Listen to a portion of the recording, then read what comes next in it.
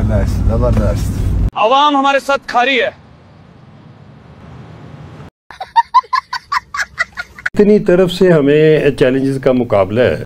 हमें तो ये समझ नहीं आती कि विक्रांत का करें क्या। जब उनकी एक परेड होती है, उनकी एक तरतीब है, उनकी एक मैनेजमेंट है, उनका एक काम करने का तरीकाकार है। मेन जंग जो इस टाइम चल रही है हुकूमत की अवाम के साथ है। विक्रांत के ऊपर जाकर दिवाली बनाई और जो एक मैसेज पाकिस्तान को देने की कोशिश की कि अब ये विक्रांत जो है वो पाकिस्तान को बहुत टफ टाइम दे। इतनी तरफ से हमें चैलेंजेस का मुकाबला है। Narendra Modi S-400 missile system अपने पीछे खड़ा करके और खिताब कर रहा है अपने लोगों से। ये हमने दावा किया कि हमने ये 2 तबाह किए हैं। उधमपुर की बेस पे जाके ये खिताब कर रहा है और देखें दुनिया को दिखाने के लिए पीछे अपने S-400 खड़ा किया और हमने इसी बेस पे S-400 की तबाही का दावा किया। ये 5 के बजाय शायद 10 हो जाते, लेकिन एहतियात से काम लिया हमारे हवाबाजों ने। WDMMA की ग्लोबल एयर पावर रैंकिंग जारी होती है, जिसमें चाइना को रैंक 4, इंडिया को रैंक 3 और भिखारिस्तान को रैंक 18 दी जाती है। लेकिन वहीं जिसे ये आर्म फोर्सेस प्रोटेक्शन देने वाली थी, उस कंट्री सऊदी अरेबिया को रैंक 17 दी जाती है। अब इस रिपोर्ट को लेकर समझो भिखारिस्तान में मातम सी पसर जाती है। जनाब ये कैसे हो गया? हम तो पाव भराटा खाकर सारा दिन बोट अकाउंट बनाकर ये दुनिया को प्रूव करने में कोई कसर नहीं छोड़ी कि कितने राफेल और S-400 हमारे centre of gravity armed forces ने डिस्ट्रॉय किए। जनाब हमारे कटोरे पीएम ने भी इस कार्य को ग्लोबल मंच पर खूब अच्छे तरीके से किया। अपने संसद में बोले 5, फिर 6 और फिर UN में जाकर सीधा 7 राफेल गिरा दिए। Under air chief marshal Zahir Babar Sidhu in 7 of the Indian jets turned to scrap and dust. चुप, बिल्कुल चुप। ये 5 के बजाय शायद 10 हो जाते, लेकिन एहतियात से काम लिया हमारे हवाबाजों ने। नहीं, वो 5-6 नंबर आर्म फोर्सेस को कम लगी होगी, इसलिए कटोरा पीएम को बोला होगा शहबाज मियां 7 कर दो। वैसे भी कम नंबर जनाब कहाँ पसंद आर्म फोर्सेस को। ये तो सरेंडर भी करते हैं तो बड़े नंबर में, सीधे वर्ल्ड रिकॉर्ड 93,000। कल मैनू एक कुड़ी मिली जिहदे गल्लां दे विच टोए मोए मोए मोए इंडियन एयरफोर्स की रैंकिंग के हवाले से जो रिपोर्ट आई है, क्या कहेंगे? पहली बात तो ये है, तो मुख्तसर बात तो कर नहीं पाएंगे इसमें हम, क्योंकि बहुत से मामला ऐसे हैं जिसमें हमें ना डीपली सोचना चाहिए। ठीक है। पहली बात है, जो आप रिपोर्ट की बात कर रहे हो ना, तो मैं ना थोड़ा सा खुश शौक है, पहले मैंने सुना आपकी बात को, फोकस किया कि आप क्या कह रहे हो। ठीक है। कि आप कह रहे हो रैंकिंग में जो है वो आगे चली गई है, उसने चाइना को भी क्रॉस कर गई है। हाँ। वो आगे चले गए। मैं नहीं कह रहा, रिपोर्ट कह रही है। मैंने तो आपसे भी सुना रिपोर्ट। अगर आप कह रहे हो, आप उसको अगर आप कहते हो कि वैलिड बात है, हाँ। आप जाहिर सी बात है अपनी वीडियो में उसको अटैच करोगे। बिल्कुल। अगर वो ऐसी बात है तो मैं फिर भी यकीन नहीं कर पाऊंगा कि जो भारत की आर्मी है उसमें जी पॉलिटिक्स शामिल हो चुकी है। यानी ये बात कौन कर रहा है? ये बात वो लोग कर रहे हैं जिस हमारे जो कहा जाता है ना कि जी वो छन्नी भी बोली जिसमें 100 छेद। तो जी हाँ, एक तरफ तो पाकिस्तान की हालत आपको पता है कि पाकिस्तान की मिलिट्री जो है या पाकिस्तान की मिलिट्री एस्टैब्लिशमेंट जो है उसका कितना रोल रहा है पाकिस्तान की पॉलिटिक्स में, किस किस तरह से इन्वॉल्वमेंट रही है। ये कोई आज की बात नहीं है। पाकिस्तान बनने से लेकर आज तक हमेशा से पाकिस्तानी मिलिट्री या पाकिस्तानी एस्टैब्लिशमेंट जो है वो पॉलिटिक्स के अंदर इन्वॉल्व रही है। और उसके बाद उन्होंने हर तरह से जो है ना सिर्फ ये कि गवर्नमेंट लाने ले जाने का काम किया कि किसी को ला रहे हैं तो किसी को ले जा रहे हैं, तो किसी को जेल भेजा जा रहा है, तो किसी को फांसी लगाया जा रहा है, और अगर किसी का उनका मूड हुआ तो किसी को मुल्क से बाहर भी निकाला गया। इस तरीके से वो लोग अपनी आर्म्ड फोर्सेस की पावर को शो कर रहे हैं, हम नहीं करेंगे। आप क्या रहे? नो, हमें नहीं करना चाहिए। आगे हमारी जो आगे फौज है वो क्या शो करती है ये तो अब फ्यूचर ही बताएगा। लेकिन हमारे जो है हमारी नेचर में ये नहीं है कि हम लोग अपने रिलीजन में इस तरह के पावर्स को शो करें। हमारे रिलीजन इस बात की इजाज़त नहीं देता। तो आपको लगता है हिंदू मजहब इस चीज़ की इजाज़त देता है? ये तो नहीं पता मुझे। अच्छा, क्या इंडिया दिवाली जैसे फेस्टिवल को as a military pressure tool use कर रहा है against Pakistan? Yes, I think so. Afghanistan की जंग आप देख लीजिए, पाकिस्तान के साथ कितने दिन जंग चली। हम कहते थे कि हमारे इस्लामिक ब्रदर, हमारे मुसलमान भाई, लोग मुसलमान को कत्ल किया, पूरी दुनिया ने देखा है। अगर आबिद अली झूठ बोल रहा है, फांसी दे दो आबिद अली को, कत्ल कर दो आबिद अली को, क्योंकि आबिद अली की यही बातें बुरी लगती है ना। सच बोलता है आबिद अली। उनकी भी दाढ़ियां थी, वो भी कुरान पाक पढ़ते थे, इधर भी दाढ़ियां थी, इधर भी कुरान पाक पढ़ते थे। तो कुरान पाक पढ़ने वाले ने कुरान पाक पढ़ने वाले को कत्ल किया। देखे, हम इंसानियत और मुसलमानों की बातें करना चाहेंगे। जो इतनी जंगें लड़ी, हम इधर तड़पते रह गए। हम इसी माइक के ऊपर हम बोलते रह गए कि यार जंगे जो है ना किसी भी चीज का हल नहीं है, जंगे किसी मसले का हल नहीं है। तो जंगे ना लड़ो, इंसानों की जानें ना लो, पीस और अमन की तरफ आओ, टेबल टॉक करो, बैठ के बात करो। इतनी तरफ से हमें चैलेंजेस का मुकाबला है, तो हम थोड़ा अपना हिस्सा तो डालें। अगर ऐसी टीम मिल गई है वफाक में, हाँ, कि जिसने इंडिया का बंदोबस्त किया, जिसने ईरान की मदद की और जिसने अभी तालिबान की टीटीपी का बंदोबस्त किया, टीटीपी की टीटी सब अपनी बचा दी उन्होंने, तली पे रख के करने पड़े। मैं ये भी कहूंगा बावजूद सीज फायर के टीटीपी बाज नहीं आई, ना आएगी। खान में आज डीआई खान में फिर एक्शन हुआ है और एक मेजर शहीद हुआ, 9 हमारे सिपाही शहादत। आज क्या चाहते हैं, इंडिया के साथ ताल्लुकात अच्छे होने चाहिए या नहीं होने चाहिए? इंडिया के साथ आप रिलेशन को किस नज़र से देखते हैं? अस्सलाम वालेकुम। देखो भाई, ये तो एक तो इसमें मुसलमान भी रहते हैं इंडिया के अंदर और गैर मुस्लिम भी रहते हैं। ओवरऑल इंडिया की मैं बात कर रहा हूँ, मुसलमान हिंदू सबकी बात कर रहा हूँ, सिख ईसाई सबके बारे में बात करते हैं। हम तो कहते हैं कि भाई वो हमारे दुश्मन है, कि मैं तो कहता हूँ कि उनसे ताल्लुकात रखने नहीं चाहिए, सीधी बात है। और इंशाअल्लाह ताला जब भी अगर जंग हुई तो जंग हमारी समझ लें मुसलमानों की फतेह होंगी इंशाअल्लाह। हम पीछे हटेंगे नहीं। अगर फौज ने भी अगर हमें बुलाया न्यूट्रल बंदों को भी इंशाअल्लाह, तब भी हम कुर्बानी देंगे और बॉर्डर पे चले जाएंगे इंशाअल्लाह। हम मुसलमानों के लिए जान हाज़िर है, हमारा नारा एक ही है, अल्लाह अकबर। आप इंडिया से जंग चाहते हैं, अमन चाहते हैं? होल तो कोशिश करें अमन हो, मगर वो लोग नहीं चाहते कि अमन होवे, वो तो चाहते कि बस मुसलमानों को मारे और हमारी हुकूमत रहे। कौन लोग चाहते हैं? इंडिया वाले। इंडिया वालों ने कब बोले कि हम मुसलमानों को मारना चाहते हैं या जंग होनी चाहिए? सन 1971 में भी जंग हुआ था, ठीक है। वो तो एक बांग्लादेश का रीजन था ना, वो जंग हुआ था ना, उस लोगों ने तो नहीं छोड़ा ना हम लोग को, फिर भी अल्लाह पाक ने हम लोग को इज्जत दी, हम जीते, ठीक है ना। और अभी भी कैसे जीते? बांग्लादेश अलग हो गया, कैसे जीते? क्या हो गया? पाकिस्तान भी अलग हो गया, इंडिया और पाकिस्तान अलग हो गया, तो हम लोग अल्लाह का शुक्र अच्छे तरीके से जी रहे हम लोग, और हम लोग अपने नबी से। बांग्लादेश अलग हो गया फिर भी जीत गया। हाँ, किस वक्त पाकिस्तान का एक एक इंच बरामूस मिसाइल के रेंज में है, और जहाँ पे हम चाहें तो वहाँ पे इस मिसाइल के ज़रिए अटैक किया जा सकता है। यानी एक लाजमी सी बात है कि हालांकि पहले हम सुना करते थे कि ये फलां मिसाइल पाकिस्तान के लिए नहीं बना, ये फलां चीज़ पाकिस्तान के लिए नहीं है, और हालांकि ये गलत है। ये चीज़ मेरे ख्याल में जो लोग ये कह रहे थे वो भी गलत फहमी थी, और हम जैसे जो यकीन करते थे उनको भी गलत फहमी थी, जो अब काफ़ी हद तक दूर हो चुकी है। वो मिसाइल हो, फाइटर जेट हो, वो कोई आर्टिलरी हो, टैंक हो, ड्रोन हो, या कुछ और हो, उसका इस्तेमाल बिल्कुल पाकिस्तान के ऊपर बिल्कुल बराबर किया गया है और आइंदा भी किया जा सकता है। शमशाद मिर्जा साहब है, उनका स्टेटमेंट बड़ा चल रहा है आजकल हमारे टीवी पर भी और सोशल मीडिया पर भी, जिसमें वो कह रहे हैं कि जी भारत की जो फौज है उसके अंदर पॉलिटिक्स शामिल हो गई है। मैंने कहा लो, मतलब अजीब सी बात है, कमाल ही हो गया।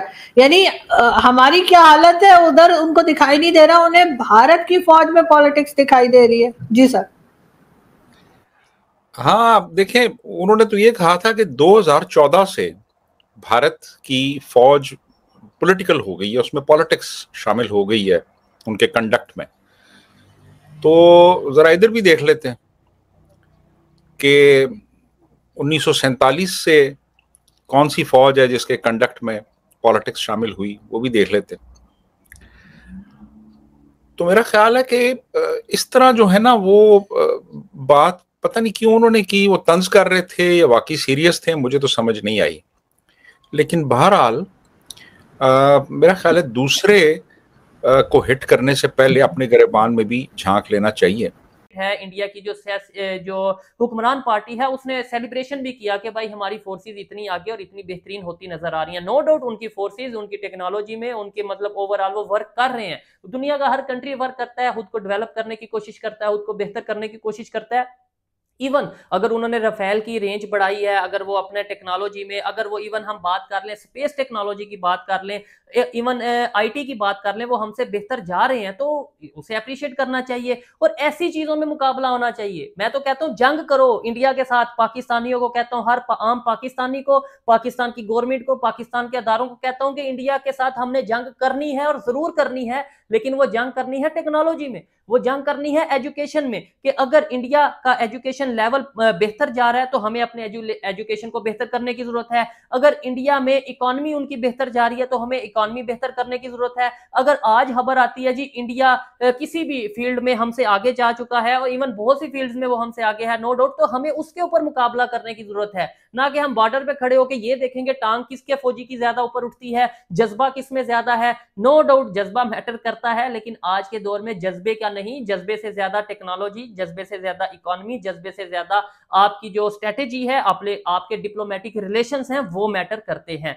अच्छा चीमा साहब, जब मुंबई अटैक हुआ तो राहुल गांधी गवर्नमेंट में थे, उनकी पार्टी गवर्नमेंट में थी। उससे पहले भी जो टेरर इंसिडेंट्स हुए हैं वो गवर्नमेंट में थे, तो उस वक्त उनका क्या जवाब होता था? 2008 में कितना गुस्सा था इंडिया में, और राहुल गांधी क्या यही कह रहे थे कि भाई टेररिस्ट इंसिडेंट हो भी जाए तो कोई बात नहीं, खैर है, we should get used to it? क्या था उनकी अप्रोच, क्या थी?